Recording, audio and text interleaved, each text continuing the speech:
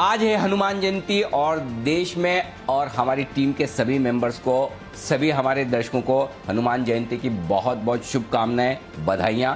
और उम्मीद करें दीप कि जिस बात के लिए बजरंगबली जाने जाते हैं, माने जाते हैं, वो और जिसकी सबसे ज़्यादा अभी देश में ज़रूरत है, वो संजीवनी कोरोना को हराने के लिए जल्दी मिले और लोग जल्दी से जल्दी स्वस्थ हों, ठीक हो, कोरोना का नाश हो। ये सारी शुभकामनाएं हमारे सारे दर्शकों के लिए इस खास मौके पर है। और इस खास मौके पर दीप, जो हनुमान जी हमारे संकट मोचक कहे जाते हैं, तो कहते हैं कि नासे रोग हरे सब पीरा, जपत निरंतर हनुमत बीरा। तो कम से कम इस हनुमान जयंती पर हम उम्मीद करें कि हनुमान जी का स्मरण करने वाले सारे हमारे जो दर्शक हैं, उन्हें वो सब प्राप्त हो जिसके लिए वो जाने माने जाते हैं। और सबसे ज़्यादा जाने जाते हैं संजीवनी बूटी के लिए। और आपने तो हनुमान चालीसा में वो सुना ही होगा, पढ़ा ही होगा, लाए संजीवन लखन जी आए, श्री रघुवीर हर्षि उर लाए। तो बस हम यही चाहते हैं कि बस सब लोग जल्दी से जल्दी ठीक हो और जिस तरह के हालात हैं इस वक्त, मेडिकल सिचुएशन है, उससे हम जल्दी बाहर निकलें। तो आप सबका स्वागत है शेयर बाजार लाइव में। नमस्कार, मैं हूं अनिल सिंघवी। नमस्कार, मैं हूं दीपांशु भंडारी। और अनिल जी, आपको भी हनुमान जयंती की हार्दिक शुभकामनाएं सर। और जैसा कि आपने कहा, आशा करते हैं कि इस कोविड की लड़ाई में जल्द से जल्द हम जीत जाएं। वैसे कोविड को लेकर कुछ अच्छी खबरें तो आ ही रही सर, उसके बारे में मैं आपसे जानना चाहूंगा। और साथ ही जो आज के ट्रिगर्स हैं उनके बारे में भी चर्चा करते हैं। तो बताएं सर, आज का सेटअप क्या बता रहे हैं? ट्रिगर्स को कुछ बेहतर होते दिख रहे हैं। एक तो 3,19,000 मामले आए हैं कोरोना के पूरे देश भर में। वैसे देखेंगे तो 4 दिनों के बाद पहली बार थोड़े से मामले कम होते हुए दिखे हैं लगातार बढ़ने के बाद। तो एक तरह से आप हल्की राहत वाला संकेत मान सकते हैं, लेकिन अब भी 3 लाख से ज्यादा मामले। मुंबई में जरूर राहत की बात दिख रही है। 4,000 के आसपास आपको मामले आते हुए दिखे, 4,000 से भी नीचे आते हुए दिखे। तो मुंबई में थोड़ी राहत के संकेत डेफिनेटली आपको नजर आएंगे। लेकिन इस बीच बहुत ही बेहतरीन संकेत आते हुए दिख रहे हैं आपको अमेरिकी बाजारों से। डाउ और नेस्डेक फिर से नए रिकॉर्ड बनाते हुए आपको नजर आ रहे हैं। और यहां पर जो जबरदस्त एक्शन होता दिख रहा है तेजी की तरफ, बहुत ही शानदार आपको नजर आएगा। तो ये कुछ अच्छे आंकड़े हैं। रिजल्ट्स के लिहाज से बड़ा दिन है। मारुति, एक्सिस बैंक समेत 4 निफ्टी की कंपनियां हैं, बजाज फाइनेंस और ब्रिटानिया भी। वहीं वायदा कारोबार की 4 कंपनियां। तो कुल मिलाकर 8 वायदा कारोबार के शेयर ऐसे हैं जिनमें आपको आज एक्शन नतीजों के दम पर देखने को मिलेगा। और 3 ऑफर फॉर सेल आज रिटेल इन्वेस्टर्स के लिए खुल रहे हैं। शेल्बी, फेडरल मुगल और हैथवे केबल। बताएंगे आपको कौन से ऑफर फॉर सेल में रिटेल इन्वेस्टर के तौर पर आज आपको पैसा लगाना चाहिए। जी दीप। बिल्कुल सर, तो ढेरों ट्रिगर्स हैं आज के ट्रेड के लिए। और शुरुआत सर फिर कोरोना को लेकर ही करते हैं, क्योंकि फाइनली जो एक बड़ा आंकड़ा था वहां से एक गिरावट आती हुई दिखी है। हालांकि वीकेंड के बाद के नंबर्स हैं, बट डेफिनेटली पिछले 6-7 दिनों के सबसे कम नंबर्स आए हैं। और महाराष्ट्र, मुंबई दोनों में हमने देखा है कि नए मामलों में काफी तेज गिरावट हुई है। कैसे समझे इन संकेतों को? और साथ ही जो ग्लोबली भी भारत की कोरोना लड़ाई में सहारा मिल रहा है, उसको कैसे देखेंगे? दीप, देखिए, नंबर्स के लिहाज से देखेंगे तो इसमें कोई डाउट नहीं कि राहत वाले नंबर है। 4,000 के नीचे का आंकड़ा भले किसी भी वजह से आया हो, लेकिन अप्रैल महीने का सबसे नीचे का आंकड़ा है। तो थोड़ी रिलीफ तो मुंबई के लिए है। महाराष्ट्र के भी आंकड़े देखें तो आप 50,000 से नीचे आते हुए दिखे। 1 अप्रैल के बाद से ये सबसे लोएस्ट लेवल के आंकड़े हैं। अब इसमें दोनों चीज है। आंकड़े कम आने के पीछे कहा यह जा रहा है कि टेस्टिंग भी कम होती हुई दिख रही है। अब टेस्टिंग कम होने के पीछे अगर आप सीधे सीधे नंबर्स के दम पर देखें तो अगर लोगों को जरूरत नहीं है तो नहीं टेस्ट करवा रहे हैं। दूसरी तरफ काफी लोग ये भी कह रहे हैं कि भाई किट्स अवेलेबल नहीं है, टेस्टिंग में वक्त लग रहा है। इस वजह से भी हो सकता है कि टेस्टिंग के आंकड़े कम आ रहे हो और अभी तक कोरोना का कहर खत्म ना हुआ हो या कम ना हुआ। अब क्या सच है भगवान जाने, लेकिन हम सिर्फ नंबर्स को देखकर एक बार ये कह सकते हैं कि अगर इन नंबर्स को ये माने कि वाकई में जितने लोगों को जरूरत थी उन्होंने टेस्ट करवाया और टेस्ट करवाने के बाद ये आंकड़े आए, तो कम से कम ये आंकड़े रिलीफ देने वाले हैं। अब वाकई में टेस्ट कम हुए हैं और टेस्ट इस वजह से कम हुए हैं कि किट्स नहीं है, तब तो अलग बात है। लेकिन अगर वाकई में मरीज ही कम आ रहे हैं तब तो इससे बढ़िया कोई बात हो नहीं सकती। लेकिन इसमें एक चीज जो दीप मुझे दिख रही है वो ये कि पॉजिटिविटी रेट काफी तेजी से घटी है। वो सिर्फ 13-13.5% के आसपास आकर रह गई है और रिकवरी रेट काफी बेहतरीन होती हुई दिखी है। और ये जो है मेरे ख्याल से सबसे बड़ी रिलीफ वाली बात है। तो इन आंकड़ों में टेस्ट के नंबर पर टेस्ट होने नहीं होने पर आप एक बार डिबेट कर सकते हैं, लेकिन जो पॉजिटिविटी रेट है, रिकवरी रेट है, वो वाकई में कॉन्फिडेंस बढ़ाने वाली बात है। और दीप, जो पिछले वीकेंड पर और 3-4 दिनों से 5 दिनों से मुंबई में भी जिस तरह की वो एक मारामारी ऑक्सीजन को लेकर, बेड को लेकर, हॉस्पिटल को लेकर थी, वो थोड़ी कम तो हुई है, इसमें कोई डाउट नहीं, क्योंकि जिस तरह के एफर्ट्स हम लगातार कर रहे हैं पिछले 4-5 दिनों से, जिस तरह के फोन कॉल्स लोगों के आ रहे हैं, जो समस्याएं हो रही थी, तो कम से कम अब एक हल्की रिलीफ तो दिख रही है कि हालात उतने बुरे नहीं, तो कम से कम बेहतर होने के संकेत मुंबई से तो शुरू है। और मुंबई के संकेतों की मैं इंपॉर्टेंस सिर्फ इसलिए नहीं दे रहा हूं कि आप में मुंबई में हैं या फिर हमारा चैनल मुंबई से चला रहे हैं, ऐसा नहीं है। इसकी अहमियत इसलिए, जो कुछ कोरोना का मामला ये दूसरी लहर में सबसे ज्यादा बिगड़ा है, जिसकी शुरुआत जो हुई है वो मुंबई और महाराष्ट्र से ही हुई है। तो सबसे पहले, जैसे कोरोना सबसे पहले जब पहली लहर में आया था तो शुरुआत केरल से हुई थी, केरल से आने के बाद फिर पूरे देश भर में फैला था। इस बार सेकंड वेव में सबसे पहले इसने मुंबई और महाराष्ट्र को हिट किया था। और अगर मुंबई और महाराष्ट्र आपको ये पैटर्न दिखा रहा है, अप्रैल महीने के सबसे लोएस्ट आंकड़े दिखा रहा है, तो भले ही कितनी भी टेस्टिंग कम भी हुई हो, फिर भी एक रिलीफ की बात तो डेफिनेटली है। तो कम से कम जिस तरह से प्रयास हो रहे हैं, जिस तरह से अब ऑक्सीजन को लेकर थोड़ी सी किल्लतें कम हुई है, बेड्स अब थोड़े अवेलेबल होते हुए दिख रहे हैं, लोगों को पिछले 4-5 दिनों के मुकाबले में दिक्कतें कम हुई। मैं ये नहीं कह रहा कि सब सुविधाएं होंगी, दिक्कतें जो कम हुई है उसका असर आपको जरूर दिखेगा। तो उम्मीद करें अगले 2-3 दिनों में स्थिति काफी बेहतर होती हुई दिखे और मेडिकल असिस्टेंस सहायता जिनको जरूरत है वो सबको मिलती हुई नजर आए, और उस पर फिर बाजार का रिएक्शन देखने वाला होगा, क्योंकि आंकड़े इसमें कोई डाउट नहीं है थोड़ा कॉन्फिडेंस बढ़ाने वाले हैं, थोड़ा भरोसा बढ़ाने वाले हैं। तो ये एक बड़े दिनों बाद अच्छे नंबर्स थोड़े से देखने को मिले हैं। जी दीप। बिल्कुल सर, तो आशा करते हैं कि यहाँ से आगे स्थिति और इम्प्रूव ही होगी, जिस तरह से पिछले कुछ दिनों का ट्रेंड आया है मुंबई महाराष्ट्र में, और कल जो पूरे नेशनल नंबर्स भी आपको आते हुए दिखे हैं। अच्छा सर, थोड़ा मार्केट एक्शन की बात भी समझें तो कल एक अच्छा रिबाउंड बाजारों ने देखा, और जो मंडे का जिंक्स था अप्रैल महीने का वो भी तोड़ा। आपने कहा भी था बैंक्स फोकस में रहेंगे। आज एक्सिस बैंक के नतीजे आ रहे हैं सर, साथ ही कल आरबीआई ने एक सर्कुलर भी जारी कहा जहां पर बैंक्स के टॉप मैनेजमेंट का टर्म को लिमिट किया है, एमडी एंड सीईओ का टर्म को 15 साल के लिए लिमिट कर दिया गया है। कैसे समझें इस डेवलपमेंट को सर? कोई बड़ा इंपैक्ट देखते हैं इससे, या फिर ये तो एक्सेप्टेबल ही है? दीप, देखिए अल्टीमेटली ये होना था कि आप, और समय कम नहीं दिया जा रहा है। अगर जो प्रमोटर्स हैं और प्रमोटर्स अगर बैंक के साथ लंबे समय के लिए बने रहना चाहते हैं तो मेरे ख्याल से 15 साल का समय कहीं किसी हिसाब से कम नहीं है। अब ये कभी न कभी ये डिसीजन तो होना ही था, और आरबीआई की तरफ से ये गाइडलाइंस आने की संभावना काफी लंबे समय से थी भी। तो अब आप ये कह सकते हैं, और अल्टीमेटली देखिए कोई भी प्रमोटर्स हैं कितने भी लंबे समय के लिए लाइफ लॉन्ग तो काम नहीं करेंगे, करेक्ट, कहीं न कहीं तो उन्हें रुकना ही पड़ेगा। तो मेरे ख्याल से ये एक तरह से लॉन्ग टर्म में मैं इसे एक अच्छा फैसला मानता हूं। क्यों मानता हूं उसकी वजह से बताऊं। कई बार क्या होता है कि किसी एक आदमी पर ऑर्गेनाइजेशन चल रहा हो, कभी ये हो कि किसी एक आदमी को लेकर कोई कंपनी बनी हो। फॉर एग्जांपल मैं बताऊं, अभी कौन सा आईपीओ आया था, हैप्पीएस्ट माइंड। तो सूता साहब थे जिन्होंने माइंड ट्री की स्थापना की थी, और सूता साहब ने वहाँ से अलग होके ये जो इसकी शुरुआत की आपके हैप्पीएस्ट माइंड की। अब जब आईपीओ आया था तो सबको चिंताएं ये थी कि अब उनकी एज है, उनके बाद क्या। तो उन्होंने जब आईपीओ के वक्त इंटरव्यू में बहुत अच्छी बात कही कि देखिए हमने सक्सेशन प्लान तैयार किया है और हमारे पीछे मजबूत टीम है। तो अल्टीमेटली जब इस तरह की गाइडलाइंस आती है तो आरबीआई जो बैंक के प्रमोटर्स हैं उनको इस बात के लिए तैयार करता है, मजबूत करता है कि आप एक अच्छा सक्सेशन प्लान बनाएं। हम प्रॉब्लम हमारी है कि हम ये मान के चलते हैं कि हम तो हमारे अलावा दूसरे ही सब ऊपर जाएंगे। अल्टीमेटली एक दिन सबको जाना है।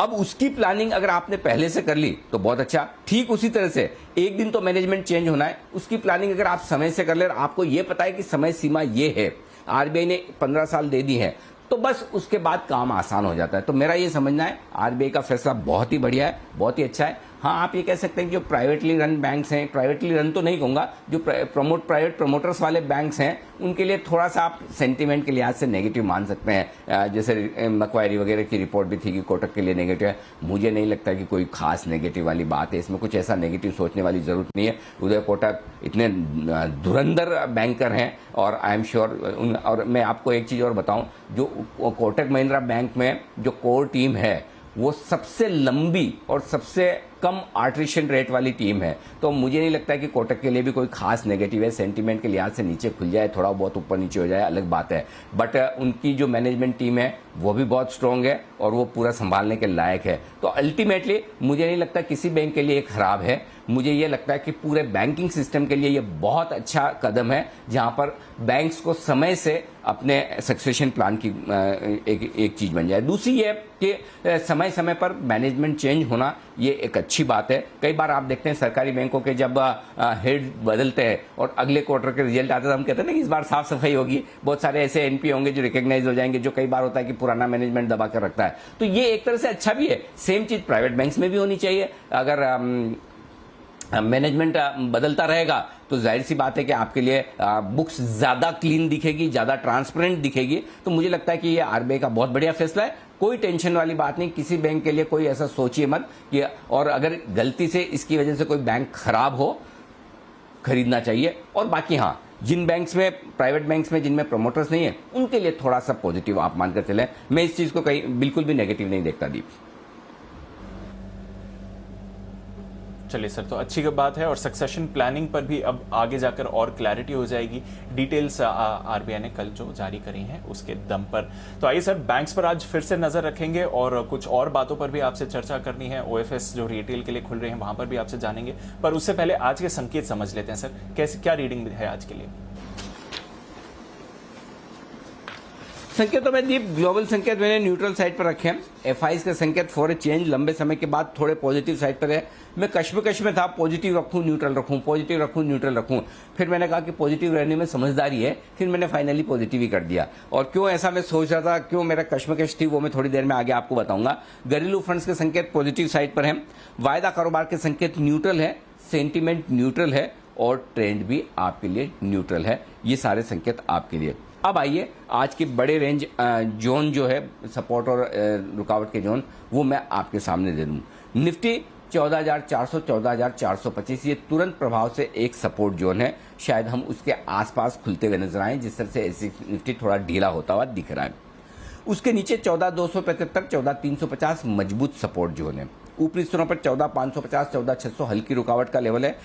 14,600 को पार करके टिके तो 14,650 14,725 परफेक्ट सेल और प्रॉफिट बुकिंग जोन, ये आप मानकर चल सकते हैं दीप। अब आइए बैंक निफ्टी 31,700 31,800 बैंक निफ्टी पर मजबूत सपोर्ट जोन है। वैसे तो इसके नीचे जाएगा नहीं, लेकिन बैंक निफ्टी जिस तरह से नटखट, चंचल और शरारती है और बड़ी बड़ी रेंज, बड़ी बड़ी छलांग और बड़ी बड़ी गिरावट दिखाता है, उसको देखते हुए मैं गुस्ताखी नहीं करूंगा कि मैं एक ही रेंज दूं या फिर छोटी रेंज दूं। इसलिए नीचे की रेंज जो बन के आती है, जहां मजबूत सपोर्ट आएगा बैंक निफ्टी के लिए, वो है 31,200 से 31,400। ऊपर की तरफ 32,575 32,675 कल के हाईज के आसपास के लेवल। कल 32,600 आपने हाई देखा है, ये पहला रेंज है। इसको पार करके टिके तो 32,775 32,975। बेसिकली आप ये कह सकते हैं कि 33,000 के ऊपर जाना थोड़ा मुश्किल है, वहां पर आपके लिए रुकावट है। तो ये आपके लिए मुनाफा वसूली की रेंज होगी। जी दीप। ओके, तो ये हैं आपके लिए दिन के जो बड़े लेवल्स निकल कर आ रहे हैं, वो क्या हैं? छोटी, मीडियम और बड़ी रेंज क्या निकल कर आ रही है सर आज बाजार के लिए? इन दीप 14,400 14,550 ये दिन की छोटी रेंज मानकर चलें। बेसिकली 14,400 14,425 दिन के लिए पहला मजबूत सपोर्ट रेंज है और शायद उस रेंज में खुलेगा और उस रेंज में खुलकर एक बार 14,400 को होल्ड करने की कोशिश भी बाजार करेगा, पहली चीज। दूसरी चीज 14,350 14,600 ये दिन की मीडियम रेंज मानकर चलें और 14,275 14,650 दिन की बड़ी रेंज होगी। बैंक निफ्टी का जहां तक सवाल है, 32,125 32,500 ये दिन की छोटी रेंज है। 31,800 और 32,675 दिन की मीडियम रेंज। 31,700 32,775 ये दिन की बड़ी रेंज मानकर चलें आज के लिए आप। अब आइए पुट कॉल रेशियो और ये बाकी डेटा आपको बता दूं। एफआईज की लॉन्ग पोजीशन थोड़ी और बढ़कर आई है 64 से 68% और उसके लिए ज्यादा कंट्रीब्यूशन शॉर्ट कवरिंग की वजह से आया है, इसलिए लॉन्ग पोजीशन बढ़ी है।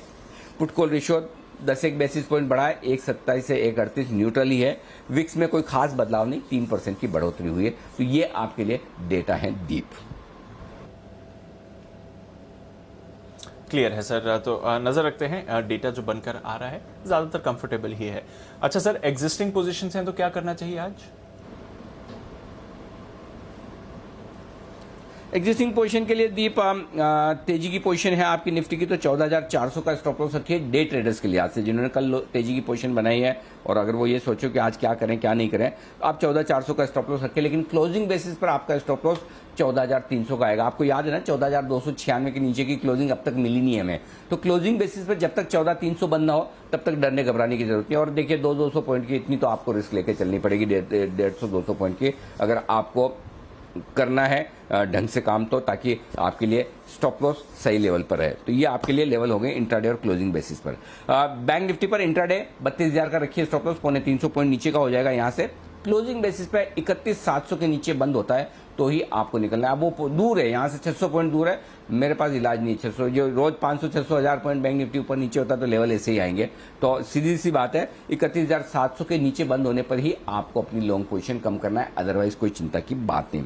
शॉर्ट अगर आप हैं तो आप आखिरी स्टॉप लॉस 14,600 का रखें। इंट्राडे बेसिस पे तो कल आपका 14,500 के ऊपर का स्टॉप लॉस ट्रिगर हो गया, क्लोजिंग बेसिस पे नहीं हुआ, तो क्लोजिंग बेसिस पे आप चाहें तो 14,500 का भी रख सकते हैं छोटा, लेकिन मैं ये कहूंगा अब यहां तक आई गए तो थोड़ा और ऊपर का स्टॉप लॉस रखो, 14,600 का स्टॉप लॉस रख लीजिए इंट्राडे क्लोजिंग दोनों बेसिस पर। और बैंक निफ्टी पर कल का हाई पार करके अगर निकले 32,600 तो शॉर्ट भी काट लीजिए, चाहे आप डे ट्रेडर हैं चाहे क्लोजिंग बेसिस पर। जी दीप।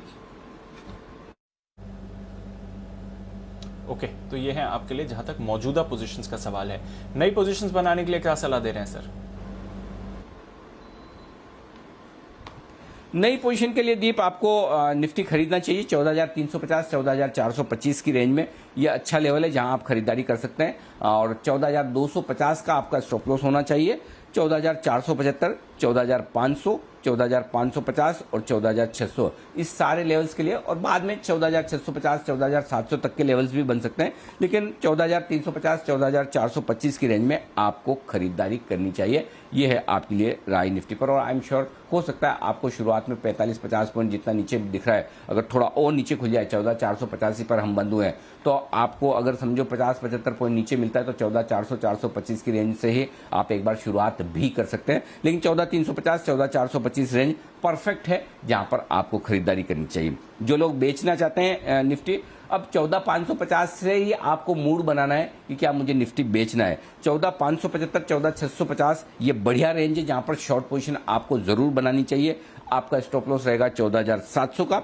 नीचे की तरफ के जो टारगेट बनेंगे वो टारगेट बनेंगे 14,525 14,500 450 425 और 14,400। इन टारगेट्स के लिए आपको बिकवाली करनी है निफ्टी में। अब आइए बैंक निफ्टी खरीदना है, बढ़िया लेवल, सबसे बढ़िया परफेक्ट रेंज जो है खरीदारी करने की वो है 31,700 31,800 की रेंज में, ठीक है ना। यहां पर खरीदारी कीजिए और 31,600 का एकदम कड़क परफेक्ट स्टॉप लॉस लगा लीजिए। ऊपर के टारगेट 31,975 32,100 32,200 32,275 450 500 और 575 ये सारे टारगेट जो है ना कल की रेंज वाले हैं। और अगर आपको 31,700 31,800 मिलता है तो आराम से मस्ती से खरीदिए, कोई टेंशन वाली बात नहीं। लेकिन बैंक निफ्टी चूंकि निफ्टी के मुकाबले में थोड़ी ताकत ज्यादा दिखा रहा है, तो अगर कोई एग्रेसिव ट्रेडर है तो वो एक चीज और सोच सकता है, और वो ये कि बैंक निफ्टी आप 32,150 की रेंज में भी आपको खरीदने का एक मौका दे सकता है स्ट्रिक्ट स्टॉप लॉस के साथ। लेकिन वो तभी करना है जब 32,000 के आपको एसजीएक्स निफ्टी और बाकी ओपनिंग देख के डिसाइड करना है। तो ये अगर ओपनिंग ही आपको 32,000 के आसपास या इसके नीचे हो रही है तो फिर 31,700 31,800 का इंतजार कर लें। अदरवाइज 32,000 32,150 की रेंज में खरीद सकते हैं। स्ट्रिक्ट स्टॉप लॉस होगा आपका 31,900 का, ठीक है। और ऊपर 32,275 32,450 32,500 32,575 32,675, 32,775 और 32,975, ये सारे टारगेट है। बेसिकली आप ये कह सकते हैं कि 32,000 से 33,000 तक की यात्रा करनी है बैंक निफ्टी को। अगर 32,000 नहीं तोड़ता है तो 33,000 तक की यात्रा करनी है, और 32,000 के नीचे फिर ये समझिए कि आप एक बार 32,500 600 पर जो हाई बनाए वो शॉर्ट टर्म टॉप है, और वापस से फिर हमें एक बार कंसोलिडेट करना होगा या फिर थोड़ा नीचे जाना होगा। तो इसलिए ये जो पोजीशन है 32,150 में, ये दो कंडीशन में ही बनानी। एक तो अगर आप एग्रेसिव ट्रेडर हैं, और दूसरा इस रेंज में अगर आप इसके नीचे खुलें तो फिर ये स्ट्रेटेजी आपकी वैलिड ही नहीं है, ये ध्यान में रखिएगा। अब आइए बेचने की बात है। बैंक निफ्टी बेचिए 32,775 से लेकर 32,975 की रेंज में। ये परफेक्ट रेंज है दीप, जहां पर आपको बैंक निफ्टी में करनी चाहिए बिक वाली। 33,100 का लगाइएगा आप स्टॉप लॉस। 32,700, 32,600, 32,500, 32,325 और 32,275, ये सारे टारगेट होंगे जिनके लिए बिक वाली करनी है। आज फॉर चेंज, कल आपको याद होगा मैंने कहा कि एग्रेसिव ट्रेडर्स के लिए बैंक निफ्टी में कोई बेचने की राय है नहीं, आपको याद होगा। और आप देखिए बैंक निफ्टी ने कल कमाल किया। आज मेरी बैंक निफ्टी में एग्रेसिव ट्रेडर्स के लिए बेचने की राय है। आज चेंज है थोड़ा सा स्ट्रेटेजी में, और अगर आप एग्रेसिव ट्रेडर हैं तो 32,575, 32,675 की रेंज में एक चांस लीजिए बेचने का, लीजिए चांस, कोई दिक्कत नहीं है। और वहां पर 32,800 का आप स्टॉप लॉस लगाइए। अगर उस रेंज में मिलता है बैंक निफ्टी, एक चांस लेने में हर्ज नहीं है। 32,500, 32,325, 32,275, 32,200, 32,125, 32,000 और 31,800, ये सारे टारगेट्स हैं। और टारगेट्स इतने ज़्यादा, रेंज इतनी ज़्यादा इसलिए आ रही कि निफ्टी ऑन एन एवरेज जो 700-800 पॉइंट का मूव, और इंट्राडे क्लोजिंग बेसिस पर दे रहा है, इंट्राडे बेसिस पर 800-1000 पॉइंट का मूव बन रहा है। और जब इतना मूव हो तो फिर जाहिर सी बात है आपके लिए बहुत सारे लेवल्स बनेंगे। तो ये है आपके लिए लेवल्स दीप, जिन पर आपको रखनी है नजर। बिल्कुल, तो बड़े लेवल्स बनकर आ रहे हैं। बैंक निफ्टी पर एक बार फिर ज्यादा मोमेंटम आपको आते हुए दिख सकता है। और कल तो अनिल जी ने जो आपको लेवल्स दिए थे निफ्टी बैंक निफ्टी, दोनों परफेक्टली बाजार ने रिस्पेक्ट किए अपसाइड पर। अच्छा सर, आज की जो इंटरेस्टिंग बात है उस पर आपसे जानना चाहूंगा। एफआईएस का एक्शन, आपने इसे पॉजिटिव रखा है, हालांकि दोनों तरफ का डेटा यहां पर आ रहा है, वो क्यों है? और दूसरा, जो पिछले कुछ दिनों से डीआईएस का सहारा आ रहा है बाजार पर, उस पर भी आपकी राय जानना चाहूंगा। क्या डीआईएस का सहारा बाजार को और ऊपर ले जा सकता है एब्सेंस ऑफ एफआईआई के पार्टिसिपेशन में? देखो अभी तो दीप है ना। अच्छा, पहले किसका जवाब दूं? पहले जवाब देता हूं। हाँ, डीआईएस का एक्शन क्या बाजार को और ऊपर ले जा सकता है? देखो अभी तक तो भाई ये सब लोग मिलके मुकाबला कर रहे हैं। जितना एफआईआई कैश में बेच रहे हैं उतना घरेलू फंड खरीद रहे हैं उसके आसपास का, तो वो सप्लाई बराबर हो रही है। तो की किसके पास है? चाबी फिर ट्रेडर्स के पास में है। अब चाबी ट्रेडर्स के पास में कैसे है दीप कि ट्रेडर्स को खरीदना है कि बेचना है? जब दो बड़े इन्वेस्टर्स एक खरीदने और एक बेचने के लिए तैयार है और लगभग बराबर है, तो फिर तीसरा फंड किसकी तरफ से आता है? ट्रेडर्स, एचएनआई इन्वेस्टर्स, पीएमएस वाला जो आप कहते हैं वो। तो उस हिसाब से अगर उनका मूड खरीदने का है तो नेचुरली खरीदारी की तरफ पलड़ा भारी हो जाएगा, और उनका मूड हल्का होने का है तो थोड़ा नीचे की तरफ हो जाएगा। अब आप ट्रेडर्स का मूड भांपिए, वो क्या कर रहे हैं। एक्चुअली देखा जाए ना दीप, तो उनका व्यू मूड इंडेक्स में ट्रेडिंग का दिख ही नहीं रहा। व्यू पूरी तरह से ट्रेडर्स का इस वक्त कैश मार्केट के स्टॉक्स में है कि भरपूर एक्शन वही है, वही करना है। तो कैश के स्टॉक्स जो हैं वो तेजी से बढ़ रहे हैं, और जब कैश के स्टॉक्स तेजी से बढ़ रहे हो तो फिर उन्हें लगता है कि फिर छोड़ो ना, क्यों दिमाग लगाना है, पैसा बनाना है, आप कहीं भी बनाओ ना, चाहे वो ऑप्शंस खरीदें किसी इंडेक्स के, या फ्यूचर्स खरीदें, स्टॉक्स में ट्रेड करें फ्यूचर्स में, या फिर कैश मार्केट में। तो कैश मार्केट में एक्शन ज्यादा है, तो उस हिसाब से अब कैश मार्केट में अगर आप समझिए कोई कैश के 4 स्टॉक खरीद लिए तो उससे थोड़ी इंडेक्स हिलता है, वो ब्रॉडर मार्केट का मूड माहौल ठीक कर सकता है। तो इंडेक्स के लिहाज से अगर आप देखेंगे तो बहुत ज्यादा मुझे नहीं लगता कि कोई खास फर्क पड़ने वाला है। और घरेलू फंड जब तक मुकाबला कर रहे हैं तब तक ठीक है, और फ्लोज थोड़े से बेहतर होते हुए दिख रहे हैं, लोग पैसा लगा रहे हैं, घरेलू फंड के पास पैसा आ रहा है, तो वो ठीक है, पहली चीज। दूसरा, अब आपने कहा कि एफआईआई के आंकड़े मैंने न्यूट्रल क्यों किए? वैसे तो अब तक नेगेटिव चल रहे थे, अभी भी कल भी 1112 करोड़ की कैश मार्केट में बिकवाली का आंकड़ा ही आया, तो वो तो नेगेटिव है, फिर न्यूट्रल क्यों? इनफैक्ट मैं तो न्यूट्रल से पॉजिटिव भी कर सकता था। न्यूट्रल से मैंने पॉजिटिव रखा है ना, नहीं, हाँ पॉजिटिव रखा है। तो पॉजिटिव इसलिए रखा है, देखिए जितना 1112 करोड़ का एफआईआई ने कैश में बेचा है उतना ही फ्यूचर्स खरीदे हैं स्टॉक्स के 1210 करोड़ के, तो स्टॉक उनकी हो गई पोजीशन न्यूट्रल। जितना कैश में बेचा है उतना फ्यूचर खरीद लिया और उसमें शॉर्ट काट लिए। थोड़ी लॉन्ग कर लिए, बराबर है मामला। अब आइए इंडेक्स फ्यूचर्स में, 1200 करोड़ के ही इंडेक्स फ्यूचर्स, 1218 करोड़ के इंडेक्स फ्यूचर्स भी एफआई ने खरीदे। तो इंडेक्स में अच्छी खासी खरीदारी हुई है, जिसमें सबसे बढ़िया बात क्या है, इंडेक्स में खरीदारी होना बड़ी बात नहीं है, खरीदारी की भी क्वालिटी देखिए। लॉन्ग पोजीशन जबरदस्त बनी है और थोड़ी शॉर्ट कवरिंग हुई है, शॉर्ट कवरिंग ज्यादा नहीं हुई है बल्कि लॉन्ग पोजीशन बनी है। और जब लॉन्ग पोजीशन ज्यादा बनती है, इंडेक्स में फ्रेश पोजीशन ज्यादा बनती है, तो वो एफआई का कॉन्फिडेंस बड़ा दिखाता है। तो मुझे जो लग रहा है, अब पिछले 2-4 दिनों से एक ट्रेंड बेहतर होता हुआ दिख रहा है, वो ये एफआई की बिकवाली का दबाव कम हो रहा है, शॉर्ट कवरिंग हो रही है, हल्की फुल्की खरीदारी भी होती दिख रही है और घरेलू फंड अपनी तरफ से योगदान दे रहे हैं। तो अगर ये फ्लोज 1-2 दिन और डीप रह गए तो आप जो एक्सपायरी देखेंगे गुरुवार को, फायरवर्क्स वाली होगी, बढ़िया, जबरदस्त, शानदार। क्लियर बात है सर। तो थोड़ा एफआईएस की तरफ से सपोर्ट आते हुए दिख रहा है। अब देखते हैं कि एक्सपायरी तक इनका एक्शन कैसा रहेगा। अच्छा सर, वायदा कारोबार की बैन लिस्ट सेल जो एक दिन बाहर आया था, वो वापस बैन लिस्ट में वापस आ गया है। इंडिया बुल्स हाउसिंग और सन टीवी तो बने ही हुए हैं। सेल पर सर कल आपकी स्ट्रैटेजी तो एकदम सटीक रही और दूसरे टारगेट, पहला टारगेट तो हिट ही हो गया था, दूसरे टारगेट के भी बेहद करीब आ गया स्टॉक। अगर किसी ने पोजीशन कैरी फॉरवर्ड करी है तो उनके लिए अब क्या स्ट्रैटेजी होगी, क्योंकि बैन में वापस आ गया है? अब कुछ कर ही नहीं सकते, मतलब आप, आई डोंट थिंक कि अब ये गुरुवार के पहले बैन से बाहर निकलेगा। तो अब वही है कि आपको पोजीशन छोड़नी पड़ेगी, इसलिए हम कल कह भी रहे थे कि बैन में आ रहा है तो निकल ही जाइए। अगर रखा है तो ऐसा तो कोई मतलब खराबी तो कुछ है नहीं, लेकिन अब वो एक्सपायरी का गेम होगा। लॉन्ग पोजीशन वाले मजबूत हैं या शॉर्ट पोजीशन वाले मजबूत हैं, तो वही वाला। और 20,000 का शायद लोड भी है, कल वागले साहब बता भी रहे थे कि बड़ा लोड है। तो मेरे ख्याल से जो पोजिशनल ट्रेडर्स हैं वो रखें, जो शॉर्ट टर्म ट्रेडर्स हैं मुनाफे में निकल जाइए। ओके, तो ये है आपके लिए सेल पर अनिल जी की सटीक स्ट्रैटेजी। पर एक बार देख लेते हैं कल क्या राय दी थी। सही लेवल पर आपको खरीदारी की राय दी थी और वहां से पहला टारगेट आ गया और दूसरे टारगेट के भी बेहद करीब आपको सेल आते हुए दिखा। स्टील के दाम चाइना में जो अक्टूबर की डिलीवरी के दाम रिकॉर्ड हाई पर पहुंचते हुए दिख रहे हैं, यानी कि अगले 6 महीने भी आपको स्टील की कीमतों में तेजी का अनुमान ये फ्यूचर्स आपको दिखा रहे हैं। और इस वजह से जो आपको स्टील सेक्टर से स्टॉक पसंद आए, आपकी मर्जी हो तो आप सेल खरीदिए। 99 और 102 ये 2 टारगेट आपके लिए है ऊपर की तरफ, जिनके लिए आपको करनी है खरीदारी। स्टॉप लॉस लगाना है 93 रुपए के आसपास का और यहाँ पर करनी है खरीदारी।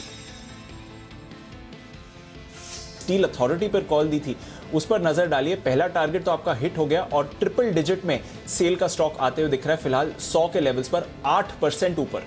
बिल्कुल दीप, और अभी भी इसे होल्ड करना चाहिए, मेरा ये समझना है। मेटल शेयरों की तेजी लंबी है, बड़ी है और आगे भी चलेगी।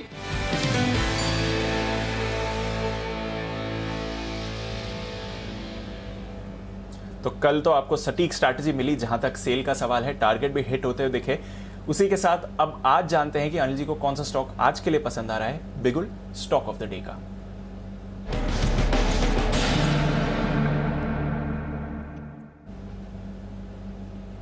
बताएं सर। दीप, मुझे पता था कि आप ये जितने 3 ऑफर फॉर सेल खुले हैं उसमें पूछेंगे, हेडलाइन भी बना रखी थी कि नहीं 8 बजे बताएंगे। तो मैंने कहा फिर ऐसा है तो फिर काम आसान ही कर दूंगा आपका। तो इन तीनों ऑफर फॉर सेल में से जो सबसे बढ़िया मुझे नजर आता है वो है फेडरल मुगल का, और यहाँ पर खरीदारी करने के लिए इंटरेस्टिंग चीज़ है, 2 बार इन्होंने कोशिश की और दोनों बार ये कामयाब नहीं हुए। स्टॉक 660 रुपए से गिर पड़ के ये 250 रुपए के आसपास तक आ गया। वैल्यूएशन बहुत बढ़िया, एमएनसी कंपनी है और इन्हें 10% हिस्सेदारी घटानी है और साथ ही 10% का ग्रीन शू ऑप्शन है, यानी 55 लाख शेयरों का उनका ऑफर है और 55 लाख शेयर ही वो और एक्स्ट्रा भी अगर बिक जाए तो दे सकते हैं। अब मजे की बात देखिए, 20% हिस्सेदारी घटाने के बाद भी प्रमोटर की हिस्सेदारी 75% रहेगी, यानी कि एमएनसी प्रमोटर, विदेशी प्रमोटर 95% इस कंपनी में होल्ड करते हैं, वो आप देख सकते हैं। तो और इस बार क्या रेस्पॉन्स बहुत ही तगड़ा आया। अब ये ऐसे भाव पे आ गया जहां सब फंड्स के मुंह में पानी आ रहा है। और कल जो इंस्टीट्यूशनल इन्वेस्टर्स के लिए खुला था, उनकी बुक लगभग 4 गुना भरी है। तो पूरी संभावना है कि 20 का 20% ये प्रमोटर्स अपना ऑफर फॉर सेल में दे देंगे और एक बार के लिए लाइफ लॉन्ग झंझट खत्म। जितना बेच के निकला, वो तलवार लटकी रहती है ना कि बेचना है, प्रमोटर को स्टेक कम करनी है, वो कब होगी, तब तक स्टॉक बढ़ नहीं पाता। और ये अगर 20 का 20% एक्सेप्ट कर लेते हैं, जो मैं समझता हूँ करने चाहिए, ग्रीन शू ऑप्शन उन्होंने लिया ही है, तो फिर मुझे लगता है कि, और वैसे भी कल जो 4 गुना भरा है, तो उस हिसाब से आपके 1 करोड़ 10 लाख शेयरों का जो होता है लगभग उतनी बिड्स आ चुकी हैं, 1 करोड़ के ऊपर की बिड्स हैं। तो अगर प्रमोटर आज पूरा एक्सेप्ट कर लेते हैं तो मुझे लगता है इस स्टॉक के लिए जो सबसे बुरा वक्त, तो मैं नहीं कहूँगा, बुरा वक्त तो आया ही नहीं खैर इस स्टॉक के लिए।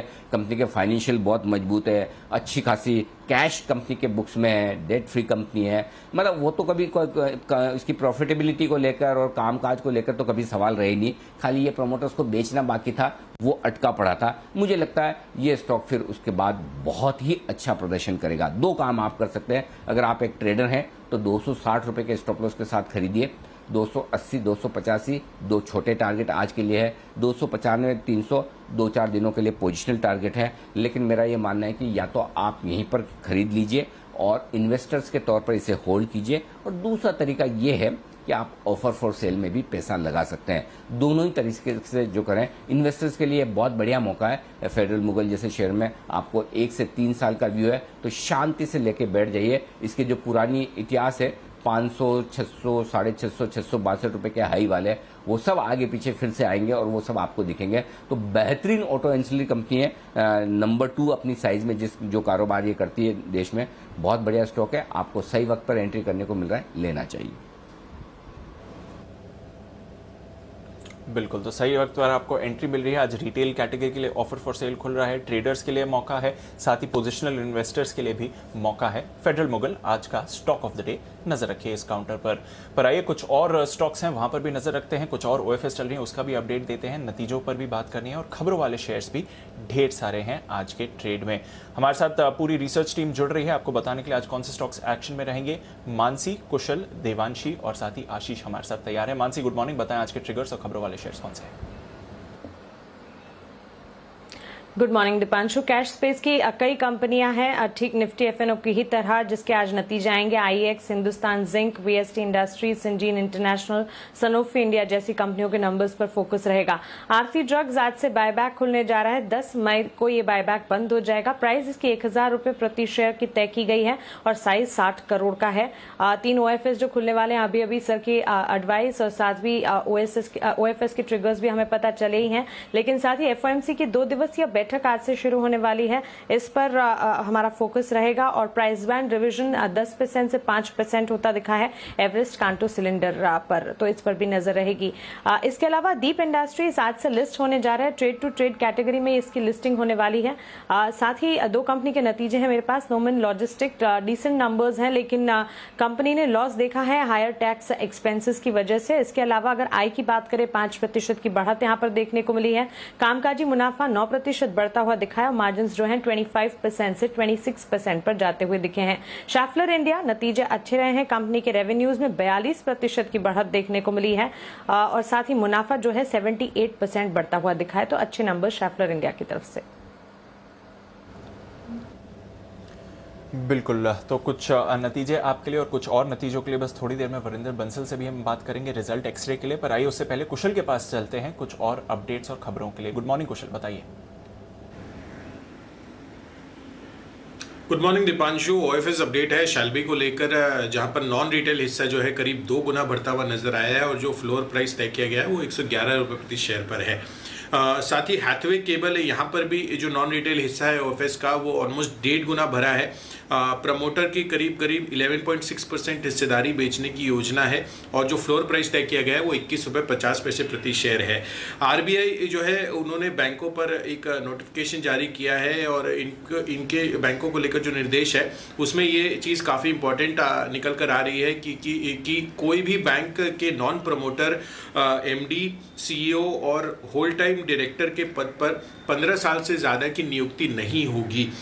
तो ये एक इम्पॉर्टेंट अपडेट है और कहीं ना कहीं यहाँ पर अगर आप देखें तो 1 अक्टूबर 2021 तक बैंकों को इन निर्देशों का पालन करने की अनुमति है, तो यहाँ पर नज़र रखनी होगी। इसके अलावा एविएशन स्टॉक्स फोकस में रहेंगे जिसमें इंटर ग्लोब और स्पाइस जेट शामिल हैं, क्योंकि एयरलाइंस जो हैं 31 मई तक घरेलू उड़ान का किराया जो है वो नहीं बढ़ाएंगे, ऐसा डीजीसीए ने निर्देश दिया है और घरेलू एयरलाइंस 31 मई तक 80% क्षमता पर कामकाज कर सकेंगी। तो यहाँ पर जो है एविएशन स्टॉक्स पर भी आपको नजर रखनी होगी, डीजीसीए की तरफ से जो अपडेट आते हुए दिखे।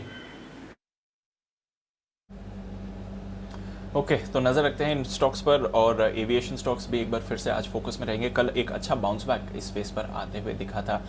देवांशी, गुड मॉर्निंग, बताएं आपके पास आज कौन सी खबरें हैं?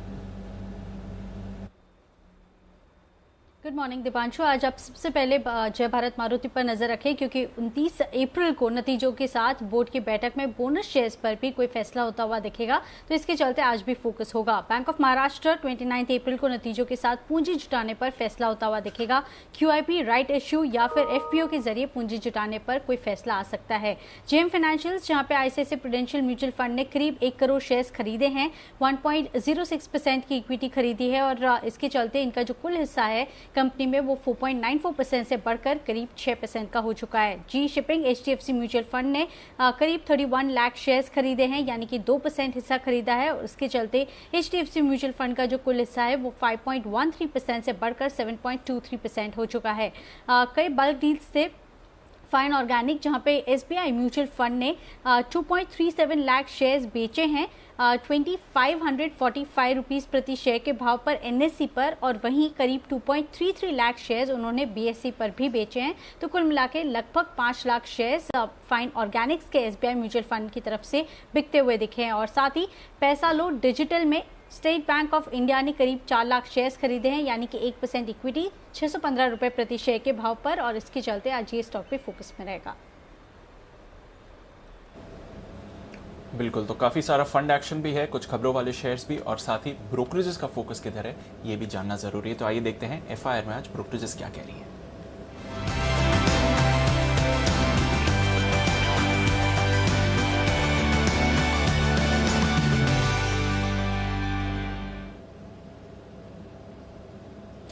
गुड मॉर्निंग आशीष, बताएं आज की रिपोर्ट्स का कहां फोकस है?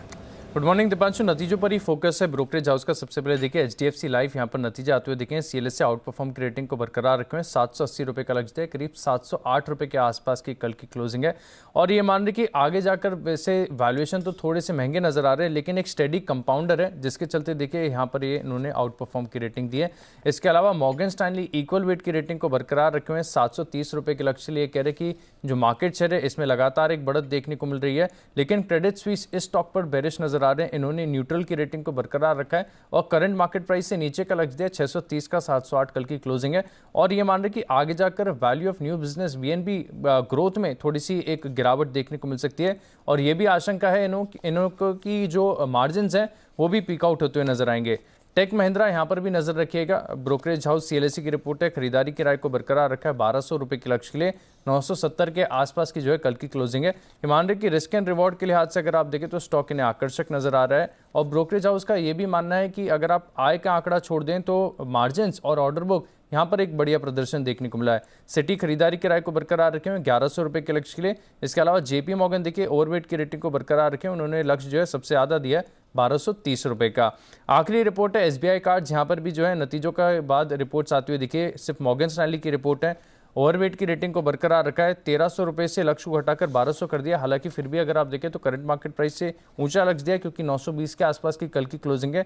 ईमान रहे कि कोरोना वायरस की जो दूसरी लहर आई है, इससे कंपनी के व्यवसाय पर असर देखने को मिल सकता है और आगे जाकर इन्होंने जो रेवेन्यू का अनुमान है इसमें कटौती की है। और ये भी मान रहे कि क्रेडिट कॉस्ट भी कंपनी का बढ़ते हुए नजर आएगा, जिसके चलते यहाँ पर इन्होंने जो लक्ष्य है वो थोड़ा सा घटाया है।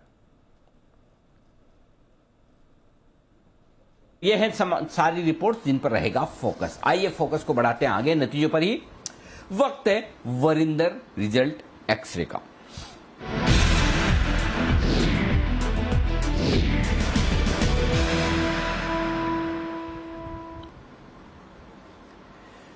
वरिंदर जी सुप्रभात।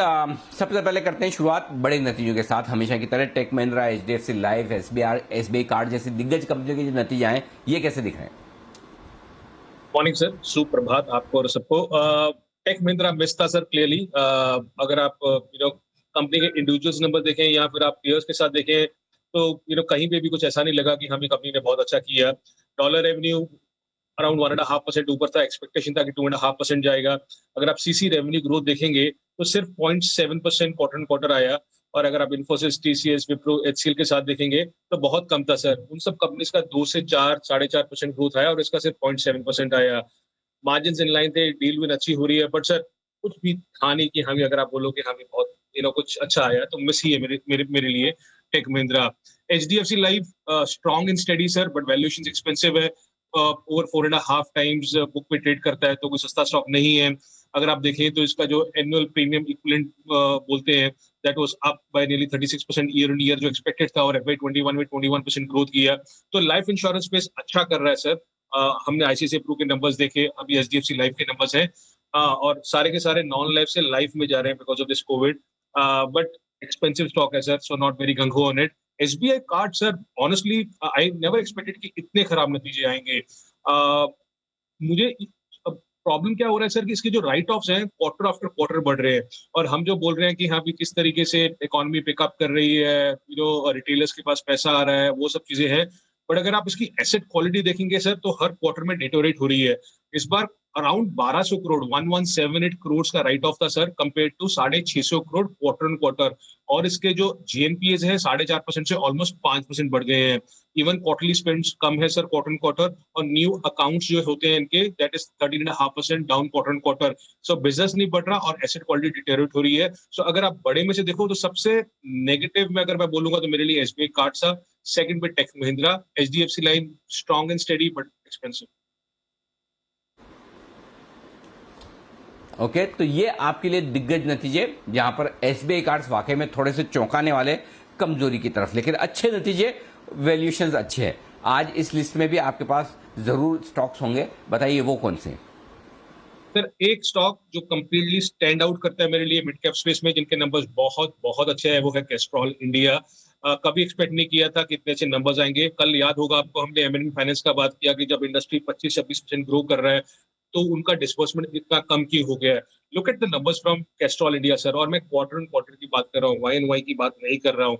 सेल्स अराउंड 935 करोड़ से 1140 करोड़, एबिटा 250 करोड़ से ऑलमोस्ट 350 करोड़, मार्जिन 27% से 30%। सर स्ट्रीट पे एक्सपेक्टेशन थी 25-26% मैक्सिमम एबिटा आएगा, जिसका 30% इन्होंने दिया, और प्रॉफिट 190 करोड़ का 200 around 250 crore. Sir around 19-20 time पे ट्रेड करता है, वैल्यूएशन बहुत अट्रैक्टिव है। और दूसरा sir, they have been steady compounders. I think this is one company which clearly stands out. अगर आपको नंबर्स देखने हैं मिड कैप में, डेल्टा कॉर्प के नंबर सर आपको बहुत अच्छे दिखेंगे, क्वार्टर क्वार्टर हुआ या YoY हुआ। क्वार्टर क्वार्टर 120 करोड़ से 211 करोड़ का सेल्स आ गया, 12 करोड़ से 80 करोड़ का एबिटा आ गया, मार्जिन 10% से 37% हो गए हैं, profit of course 58 crore compare to 1 crore quarter quarter, और 30 करोड़ YoY। तो नंबर्स बहुत अच्छे दिखेंगे आपको। बट मेरा एक ही इशू है सर इसमें कि अगर आप सेगमेंटल के नंबर्स देखेंगे तो कैसीनो बिजनेस बहुत अच्छा कर रहा है।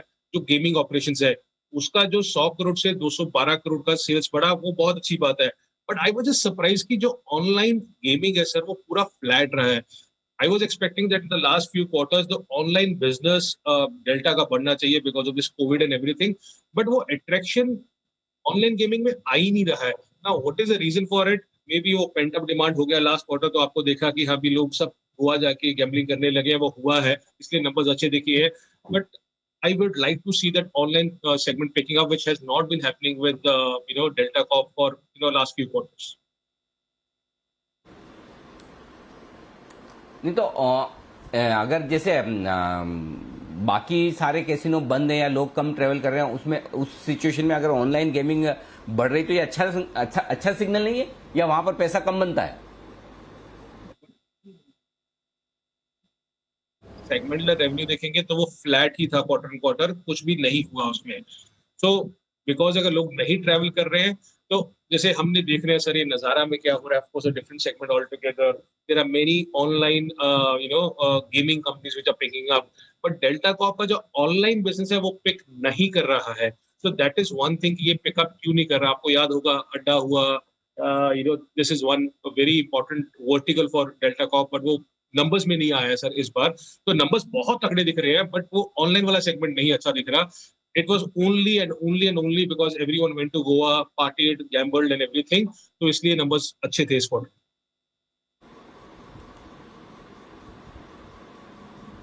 ओके, चलिए, तो ये है आपके लिए सारे के सारे रिजल्ट्स का पूरा विश्लेषण।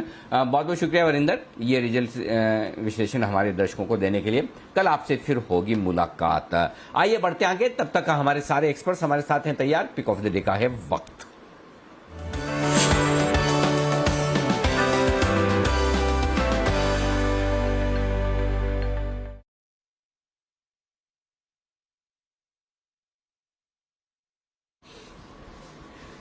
हमारे सारे दर्शकों के साथ साथ हमारे सारे पैनलिस्ट को भी गुड मॉर्निंग। बंसल जी, करिए शुरुआत, बताएं आज आपका पिक ऑफ द डे।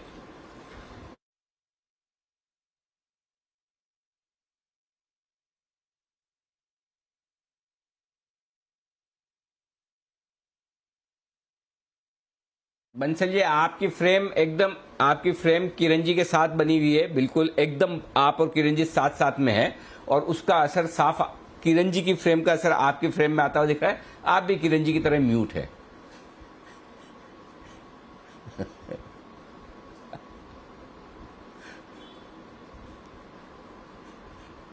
चाहता हूँ ये मोबाइल पे वो कैमरा के ऊपर मॉइस्चर आ जाता, उसको साफ कर रहा हूँ, इसलिए अनिल जी म्यूट हुआ है। मैं किरण जी जैसे बार बार हाथ आगे करके म्यूट नहीं करता हूँ। तो मैं ये कह रहा था कि पिक ऑफ द डे तो दो निकले। एक तो निकला आईसीआईसीआई प्रूडेंशियल लाइफ इंश्योरेंस, जिसको चलते चलते कल मेरे मित्र वागले जी ने भी कवर करा था, और मुझे पूरी आशा है कि वागले जी आज उसको रिपीट करेंगे। काफी बड़ा ब्रेकआउट है, तो थोड़ा एक्स्ट्रा वर्क करा, और मैंने pick of the day choose करा है मयूर यूनिकोटर्स को। इसको मेरे ख्याल से किसी ने कवर तो करा हुआ है, और उसके बाद ही स्टॉक चला था, और स्टॉक के अंदर एक पॉजिटिव क्रॉसओवर प्लस एक ब्रेकआउट देखने को मिला है। तो हल्की फुल्की करेक्शन पर मयूर यूनिकोटर्स को खरीदने की राय है। 450 का स्टॉप लॉस लगाना है, 526 526 के टारगेट के लिए मयूर यूनिकोटर्स है मेरा पिक ऑफ द डे। मयूर यूनिकोटर्स आपने अंदाज सही लगाया। सचिन जी को बड़ा पसंद है, सचिन जी ने इसे 2-3 बार रिकमेंड किया, और ये स्टॉक तब से दौड़ लगा रहा है। कल के सेशन में बड़ा जबरदस्त एक्शन में आया। दूसरा, सिद्धार्थ सेदानी साहब को बहुत जबरदस्त पसंद है, उन्होंने लगातार रिकमेंड किया है। तो दोनों ही फंडामेंटली सिद्धार्थ जी और टेक्निकली सचिन जी, दोनों की पसंद का ये स्टॉक है जो आपको पसंद है, मयूर यूनिकोटर्स। सिमी जी सुप्रभात, बताएं सिमी जी आपका अपना स्टॉक। बात अनिल जी, और ये मेरा बैड लक है या गुड लक मालूम नहीं है, मैंने भी आज मयूर यूनिकोटर्स ही चूज किया था आज का दिन का पिक ऑफ द डे के लिए। कल एक जबरदस्त ब्रेकआउट आया था, प्राइस वॉल्यूम ब्रेकआउट। आज का टारगेट 495 का पहला और 510 का दूसरा, ये दो टारगेट्स के लिए मयूर यूनिकोटर्स को खरीदने का सलाह था मेरी तरफ से भी, पर राकेश जी ने मेरे से पहले बता दिया, इसलिए क्रेडिट उनके पास ही जाता है। ना अभी तक तो मार्केट खुला थोड़ी है, खुलने के बाद होता तो अलग बात है, लेकिन आपने ऐसा क्यों सोचा कि मेरा गुड लक है बैड लक? बंसल जी ने रिकमेंड किया तो बैड लक थोड़ी हो जाता है। नहीं, मेरा बैड लक है कि मैंने पहले नहीं आ पाया। कल भी आपने मुझसे पहले पूछा था, आज राकेश जी से पहले पूछ लिया है। अच्छा। इसलिए मेरा बैड लक यही है, मैंने पहले नहीं बता पाया। पर ये बात है अनिल जी, अगर 510 के आसपास आके ठहर गया तो मेरा टारगेट तो हासिल हो जाएगा, और 510 के ऊपर जो भी रैली होगा वो उसका क्रेडिट आप राकेश जी को दे दीजिएगा।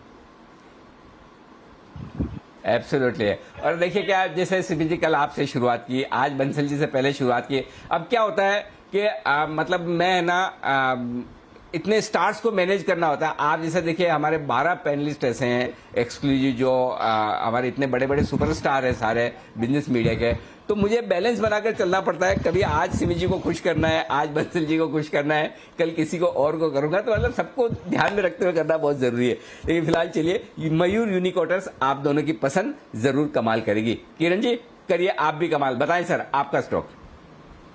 Anil ji very good morning, Deep morning. मुझे बाय करना है मेथन अलॉयज। ये मुझे लगता है कि एक ट्रायंगुलर पैटर्न का बहुत अच्छा ब्रेकआउट दिया है, वॉल्यूम्स और डिलीवरी बेस्ड वॉल्यूम्स के साथ ब्रेकआउट हुआ है। 740 का मेरा स्टॉप लॉस रहेगा। 880 और 885 ये टारगेट्स रहेंगे आज और कल के लिए। 880 885 के टारगेट के लिए, और ये स्टॉक वो है जो कल दोपहर में मेथन अलॉयज खरीदारी करने की राय सेठी साहब ने दी थी 2:30 बजे। कल के कल ही उनके मेरे ख्याल से 760 रुपए के आसपास के टारगेट थे, वो कल के कल ही आ गए। हाँ नहीं 760 नहीं, उसके 760 के टारगेट थे, वो आगे कल ही। और कल प्रमोटर से एक्शन हुआ है, इंटर प्रमोटर ट्रांसफर हुआ है कल। काफी ब्लॉक डील्स हुई हैं, जो ब्लॉक डील में रिपोर्ट हुई है, तो प्रमोटर से आपस में अग्रवाल फैमिली ने शेयर बदले हैं, इस वजह से आपको वॉल्यूम्स भी काफी जबरदस्त दिखेंगे। लेकिन यहां से भी अपसाइड है 880 885 के टारगेट के लिए। वागले साहब गुड मॉर्निंग सर, बताइए pick of the day. Anil ji good morning, Deepanshu good morning. मेरा pick of the day ICICI GI है, 1452 का बंद है, 1431 का मेरा स्टॉप लॉस होगा। मुझे लगता है 1 से 2 दिन में ये स्टॉक 1500 के ऊपर जाना चाहिए। 1503 का मेरा आज और कल का टारगेट है। दीप जरा एक बार पता लगाओ, कोई अच्छे से अपने एनालिस्ट क्या सॉरी रिपोर्टर को कहो और जरा एक स्टिंग ऑपरेशन करवाइए। कहीं ऐसा तो नहीं कि हमारे ये सारे जितने एक्सपर्ट्स हैं इन लोगों ने मिलकर एक व्हाट्सएप ग्रुप कोई ऐसा बना लिया हो और आपस में डिसाइड करके, तो ऐसा नहीं सारे स्टॉक कॉमन कैसे हो रहे हैं। अच्छा, ये आईसीआईसीआई प्रू कॉमन हो जाए वो तो समझ में आता है, लेकिन मयूर यूनिकॉर्टर जैसे स्टॉक भी कॉमन हो रहे हैं जो कि आमतौर पर होने नहीं चाहिए। जरा ये जांच का विषय लग रहा है मुझे, इस पर थोड़ा सा फोकस किया जाए, जरूर कुछ तो है। चलिए इस पर भी नजर रखते हैं। तब तक आइए, जय ठक्कर भी तैयार है। जय बताइए, आपका स्टॉक मिक्स तो नहीं हो रहा ना किसी के साथ, या आपने सबको देख के अब चेंज कर लिया है? Good morning to Anil ji, good morning to Deepanshu. Anil ji नहीं, मिक्स नहीं हो रहा है, बट डेफिनेटली अगर मिक्स होता तो ये दफे तो मैं चेंज कर ही लेता अनिल जी। और अनिल जी आज जो पिक ऑफ द डे मैंने चूज किया है वो है MCX। अभी MCX अनिल जी खरीद कर चलना है। मुझे ऐसा लग रहा है कि 1483 के आसपास जो हिसाब से ये स्टॉक में लास्ट ट्रेडिंग सेशन में क्लोज आया था वो बहुत ही अपने एक अच्छे रेंज में क्लोज आया था, और यहाँ से ये स्टॉक में बहुत ही बड़ा उछाल में देख रहा हूँ। अगर मैं short term point of view देखूँ अनिल जी, तो मुझे इसमें लग रहा है कि लगभग 1530 तक के लेवल्स हमें देखने मिलेंगे, तो लगभग 50 रुपए ऊपर हुआ। And positional point of view देख रहा हूँ तो 1600 तक के लेवल्स हमें देखने मिलेंगे। सो 1530 एंड 1600 ये दो टारगेट्स के लिए MCX को अनिल जी खरीद कर चलना है। And on the down side यहाँ पे स्टॉप लॉस प्लेस करेंगे 1440 पे, 1440 पे स्टॉप लॉस रहेगा। ओके, 1440 के स्टॉप लॉस के साथ 1530 और 1600 रुपए में खरीदारी, 1600 रुपए के टारगेट के लिए खरीदारी करने की राय। VK शर्मा साहब भी हमारे साथ है। शर्मा साहब सुप्रभात, आपको सुप्रभात के साथ साथ जय बजरंगबली और हनुमान जयंती की बहुत बहुत शुभकामनाएं, बधाइयां। बताएं सर, आपका आज का पिक ऑफ द डे। जी, आप सभी को हनुमान जयंती की शुभकामनाएं। और आज पूर्णिमा भी है, मंगलवार का व्रत भी है, तो तीन काम एक साथ सध रहे हैं। तो ये कि 3 in 1 है कि एक बार व्रत कीजिए और तीन चीज़ों का फल लीजिए। तो अनिल जी, मेरा मानना है कि जो लार्ज कैप स्टॉक्स हैं और जो एक ये मानना है कि थोड़ा करेंसी फर्दर थोड़ा वीक हो सकता है, तो उसके लिहाज से इन्फोसिस मैं समझता हूँ कि एक बेहतर पिक रहेगा। काफ़ी हद तक जो डिसअपॉइंटमेंट था उसके बायबैक को लेके वो ऑलरेडी इन प्राइस है कि अगर वो टेंडरिंग्स होता तो ज़्यादा अच्छा था। एनीवे वो सब डिस्काउंटेड है। तो मैं समझता हूँ कि कल मैंने जो कॉल दिया था इन्फोसिस का 1340 रुपये की कॉल अप्रैल सीरीज की आप लें, जो करीब आप 14 रुपये पे कल कोट हो रही थी, तो आज ऑब्वियसली एक दिन कम हुआ तो नीचे गिरेगा, तो मेरे ख्याल से 11 रुपये के आसपास इसको लें। आप स्टॉप लॉस रखें करीब 8 रुपये का, और टारगेट जो मैंने कल दिया था वही पकड़ें, शायद 18 के आसपास का होगा। तो ये आप जरूर पकड़ के चलें, और आता है नीचे तो ठीक है, अन्यथा जाने दीजिए। जैसे हमने कल कैडिला को जाने दिया था शुक्रवार को, अच्छी तरह से मालूम था कि ये अच्छा खुलेगा, और सलाह यही थी कि पहले आधे घंटे में नहीं मिले तो आपको लेना ही नहीं है, और वो भी भाव से ऊपर तो 1 पैसा नहीं देना है। आधे घंटे में नहीं आया, बाद में नीचे आया, तो आपका लॉस होने से बच गया। ये ज़्यादा इंपॉर्टेंट है सर, इस वक्त पैसा बचा के चलना, और जो थोड़ा बहुत पैसा हर एक के पास है, हर एक के पास लिमिटेड होता है, उसका मैक्सिमम यूसेज करना। बिल्कुल, तो कैपिटल प्रोडक्शन पर ज़रूर आप ध्यान रखिए। ये एक क्लियर स्ट्रैटेजी आ रही है शर्मा साहब की तरफ से। और इन्फोसिस 1340 की कॉल खरीद कर चले, ये आपके लिए एक बड़ी अपडेट। एक बड़ा अपडेट आपकी स्क्रीन पर, जिंदल पावर में हिस्सा बिक्री के लिए JSPL के बोर्ड ने मंजूरी दे दी है। जिंदल पावर में वर्ल्ड 1 को 3015 करोड़ में हिस्सा बेचने के लिए मंजूरी है। तो JSPL, Jindal steel and power limited company का नाम है, उसमें जो इनका पावर कारोबार है उसमें हिस्सा बिक्री के लिए बोर्ड ने मंजूरी दे दी है। ये JSPL के लिए बड़ी खबर आती हुई दिख रही है, और शायद इसकी वजह से थोड़ा स्टॉक भी हमने देखा है पिछले 1-2 दिनों से एक्शन में बन रहा है। तो वर्ल्ड 1 को 3015 करोड़ में हिस्सा बेचा जाएगा, ये इस समय की बड़ी खबर आ रही है JSPL को लेकर। JSPL पर फोकस रहेगा। अन्य मेटल शेयर्स में कल बढ़िया तेजी थी, वहां पर नजर रखेंगे। कल के 2000 की पिक सेल के टारगेट्स हिट हुए थे, आज देखते हैं वायदा कारोबार के बैन में आए, इस पर भी नजर रखेंगे।